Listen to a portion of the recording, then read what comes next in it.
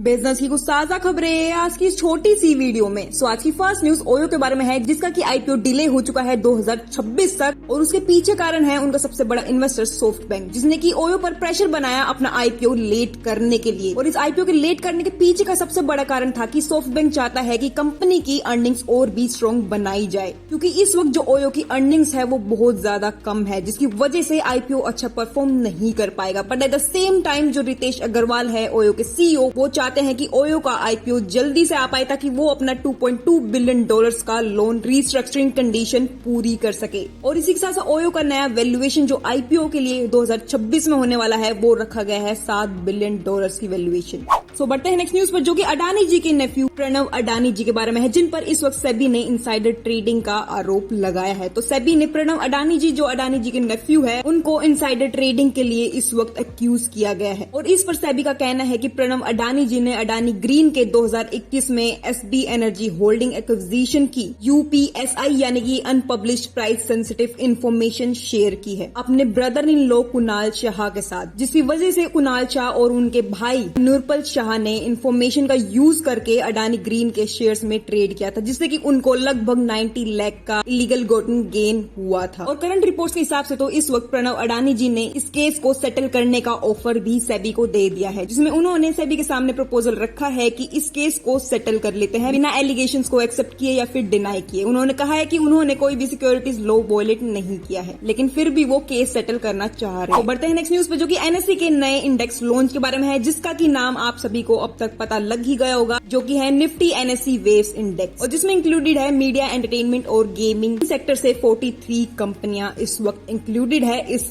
नए index launch में। तो बढ़ते हैं नेक्स्ट न्यूज पे, जो कि यूपीआई के बारे में है, और जिसमें बहुत टाइम बाद 2% का वॉल्यूम डिप देखा गया है इस महीने, जिसमें कि अप्रैल में यूपीआई ट्रांजैक्शन 2% से घट गई और $17.89 बिलियन की ट्रांजैक्शंस हुई है। और जो कि अगर मार्च से कंपेयर करा जाए तो वहां पर $18.3 बिलियन की थी। और अगर डिप के अलावा ट्रांजैक्शन वैल्यू को भी देखा जाए तो वहां पर भी 3% की घटोतरी देखने को मिली है, जिसमें कि वैल्यू में भी 3% घट के 23.95 ट्रिलियन हुए हैं, जो कि मार्च में 24.77 ट्रिलियन रुपीज की थी। तो बढ़ते हैं नेक्स्ट न्यूज पर, जो कि जोमेटो के बारे में है, और जिसमें उन्होंने अपना एक बिजनेस को, ब्रांड को बंद कर दिया। तो एटर्नल यानी कि जोमेटो ने अपने 10 minute delivery service quick and everyday को शट डाउन कर दिया है फाइनली। और ये कंपनी ने किया है अपने प्रॉफिट के रास्ते को क्लियर करने के लिए, क्योंकि इस बार आपने नोट किया होगा कि जोमेटो के प्रॉफिट कितने ज्यादा डाउन थे, जो कि हमने पिछली ही वीडियो में कवर किए थे। इसी के साथ साथ कंपनी ने 19,000 रेस्टोरेंट्स को डीलिस्ट किया है अपने प्लेटफॉर्म से, जिसमें की कंपनी ने हाइजीन, फेक ब्रांड्स और डुप्लीकेट मेन्यूज के चलते ये 19,000 रेस्टोरेंट्स को प्लेटफॉर्म से डीलिस्ट किया है। सो बढ़ते हैं नेक्स्ट न्यूज पे, जो कि यूएस और इंडिया की एक बहुत बड़ी डील के बारे में है, जिसमें कि यूएस ने इंडिया को $131 मिलियन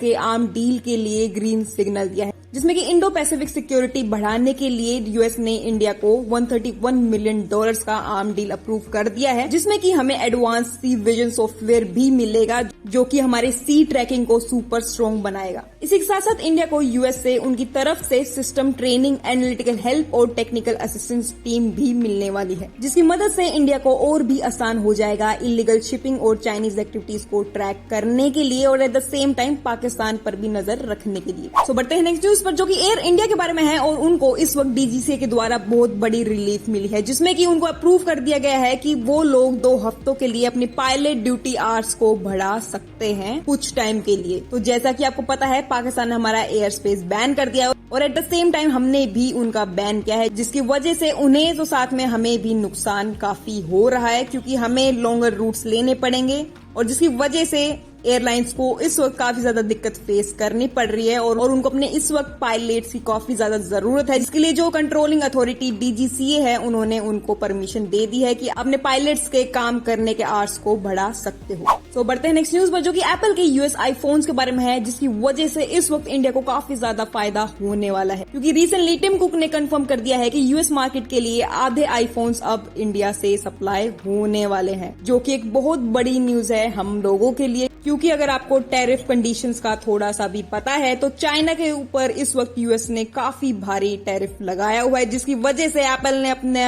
जो प्रोडक्शन हब है वो इंडिया और वियतनाम को इस वक्त के लिए चूज कर लिया है, जिसकी वजह से हमें बहुत ज्यादा फायदा होने वाला है, क्योंकि हमारे यहाँ से आईफोन्स अब यूएस तक जाने वाले हैं 2026 तक के लिए। तो बढ़ते हैं नेक्स्ट न्यूज पर, जो कि इंडिया और पाकिस्तान के एक और मूव के बारे में है, जिसमें कि इंडिया पहलगाम अटैक के बाद आईएमएफ को बोल रहा है कि पाकिस्तान के लोन पर दोबारा सोच विचार किया जाए और अगर चाहे तो रोक ही लगा दी जाए। इस वक्त इंडिया हर तरीके से अटैक कर रहा है पाकिस्तानी इकोनॉमी को, और अगर इस लोन की बात करी जाए जो आईएमएफ ने दिया था पाकिस्तान को, पाकिस्तान इस लोन पर पूरा डिपेंडेंट है, क्योंकि पाकिस्तान ने पिछले ही साल $7 बिलियन का आईएमएफ बेल आउट लिया था और अब इंडिया उस पर कंसर्न इस वक्त जता रहा है। सो बढ़ते हैं नेक्स्ट न्यूज पर, जो कि अडानी पावर और बांग्लादेश के बारे में है, जिसमें कि अडानी पावर को इस वक्त बांग्लादेश से $2 बिलियन का बिल जो उनका बांग्लादेश में था उसमें से $1.2 बिलियन मिल चुके हैं, लेकिन अभी भी 900 मिलियन बचे हैं उन लोगों से लेने। तो इस केस में कुछ टाइम पहले अगर आप लोगों को पता हो तो बांग्लादेश में काफी ज्यादा क्राइसिस आ गए थे और काफी ज्यादा पॉलिटिकल टेंशन भी बढ़ गई थी, जिसकी वजह से बांग्लादेश जो अडानी पावर